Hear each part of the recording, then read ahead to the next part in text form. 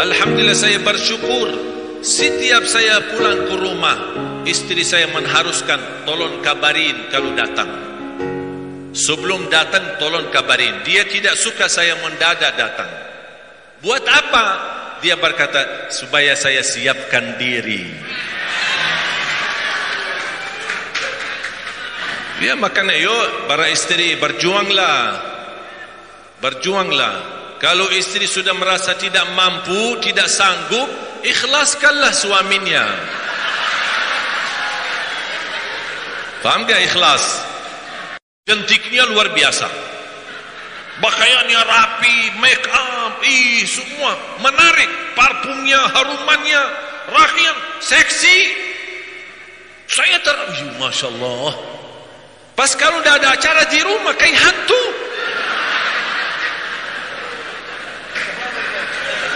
Tidak pernah rapi. Betul gak? Makanya Bu, jangan pas di saat ada acara suka rapi. Walaupun tidak ada acara, jangan setiap bapak datang siang hari malah kita sambut dengan bawang putih, bawang-bawang, makanan, sayuran. Mau salaman, mandi dulu, ganti baju dulu, biar sambut bapak dengan harumannya. Masya Allah, ibu cantik sekali. Ibu mau kemana? Tidak kemana-mana Pak, ini untuk buat bapak. Masya Allah. Insya Allah tidak nikah lagi kalau gitu. Betul kan?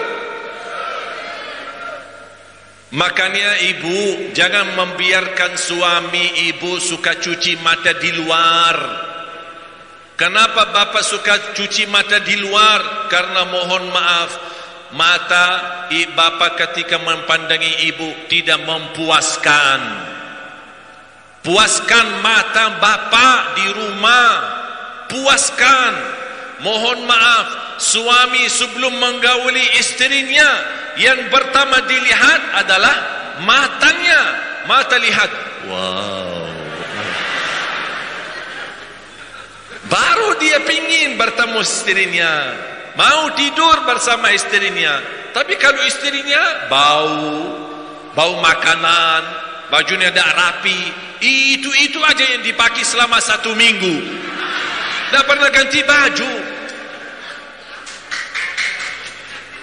Gimana Bu?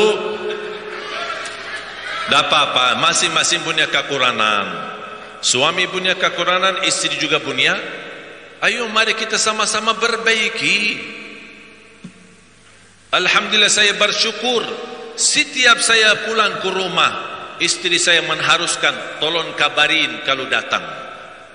Sebelum datang tolong kabarin. Dia tidak suka saya mendadak datang. Buat apa? Dia berkata supaya saya siapkan diri.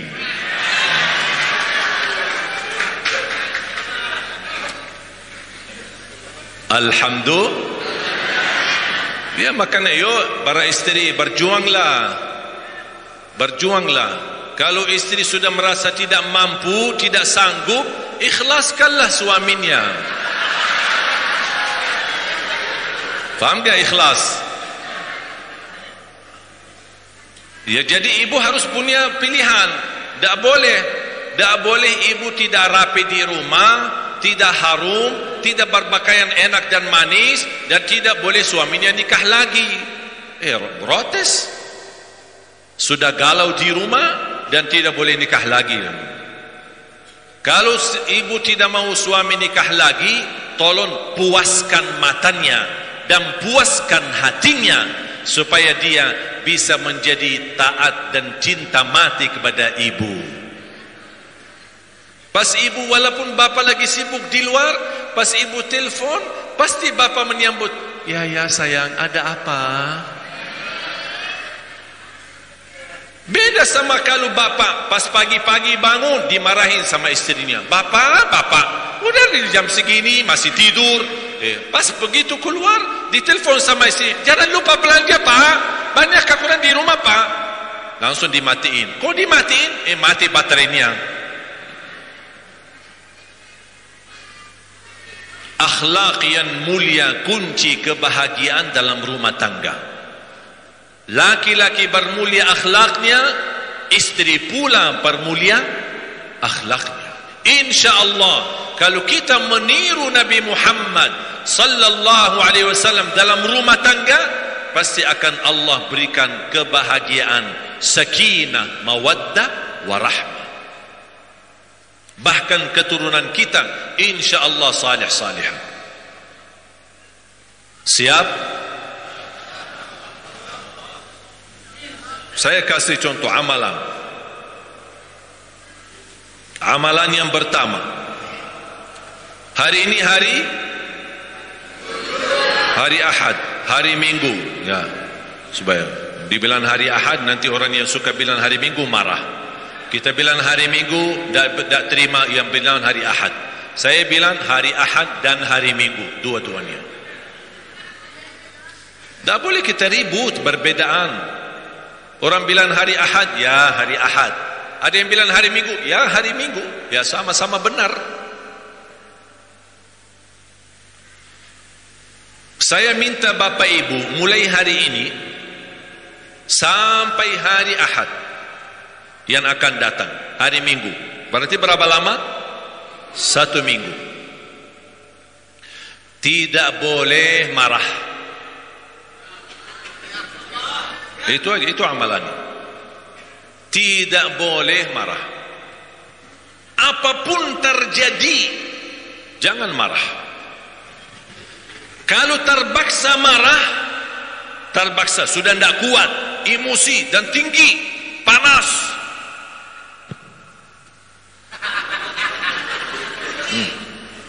Kunci ini. Kenapa? Karena di saat posisi marah, dibuka mulut, pasti yang keluar perkataan yang menyakiti orang lain. Karena tidak bisa orang marah tapi masih berkata baik. Kenapa? Karena di saat marah didampingi syaitan. Makanya diusahakan kalau lagi marah langsung. Bapak pulang ke rumah kemalaman, istrinya marah. Bapak langsung jawab.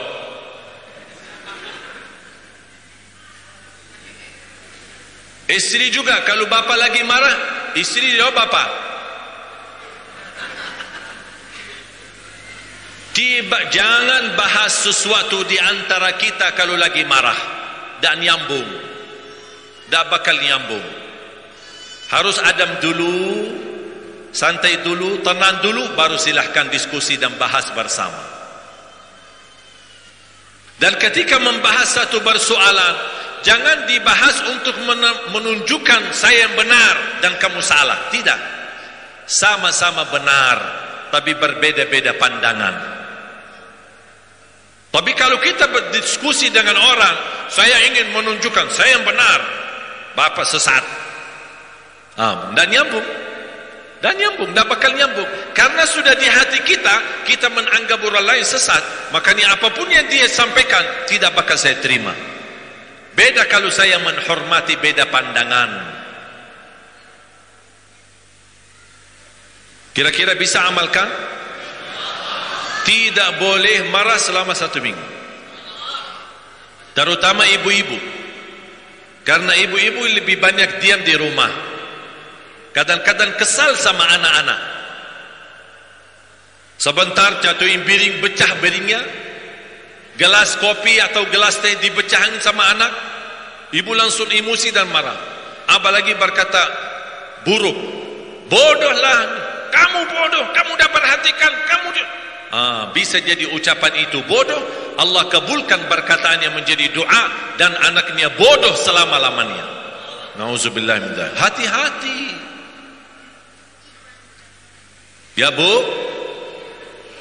ibu setiap marah mau cupitan lagi. Sabar, jangan marah. Emosi boleh, tapi belajar menahan emosinya. Jangan sampai jadi keluar ke mulut. Ada seorang bapa datang sambil nangis-nangis.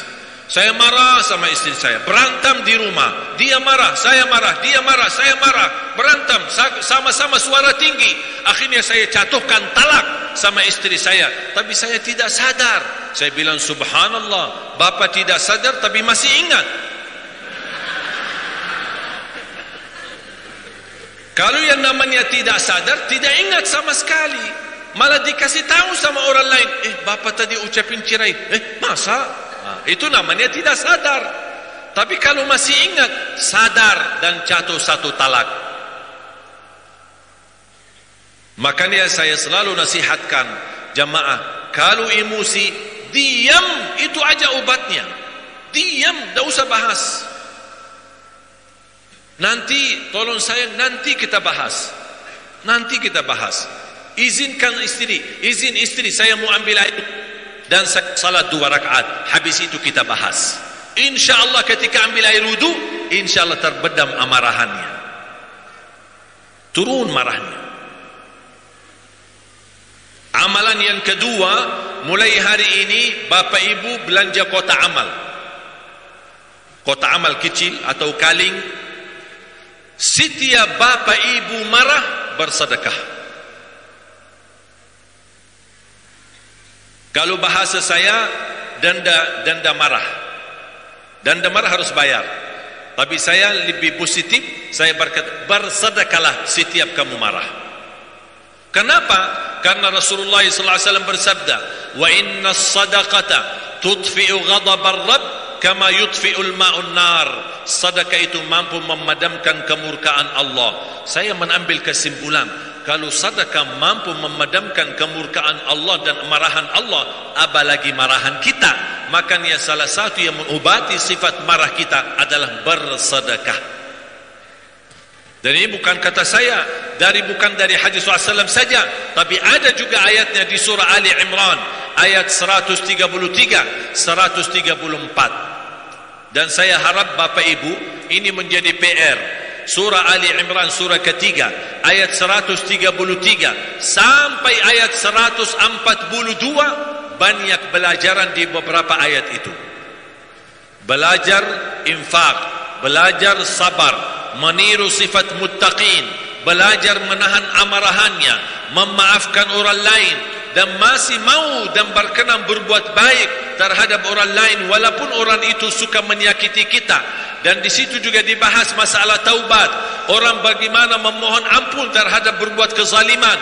Dan juga di situ Allah bahas soal takdir, dan di antaranya hikmah kenapa Allah ingin uji kita dengan ujian dan musibah. Di situ semua ayat-ayat yang tadi saya sebutkan, ayatnya banyak bisa ambil pelajaran dan hikmah. Surah ketiga ayat surah Ali Imran mulai dari ayat 133 sampai ayat 142. PR untuk Bapak Ibu. Nanti pulang ke rumah, buka Al-Quran dan belajari isinya. Wallahi banyak pelajaran dan ilmu di dalamnya. Masalah takdir, masalah hikmah ujian, masalah taubat, masalah memohon ampun, sifat muttaqin, infak, dan meniru orang muttaqin, dan bagaimana menahan emosi, bagaimana berbuat baik, bagaimana bisa memaafkan orang lain. Semua ada di dalam ayat-ayat itu. Satu paket. Dan saya harap kita bisa belajari dan kita terapkan satu persatu sesuai kemampuannya. La yukallifullahu nafsan illa wus'aha.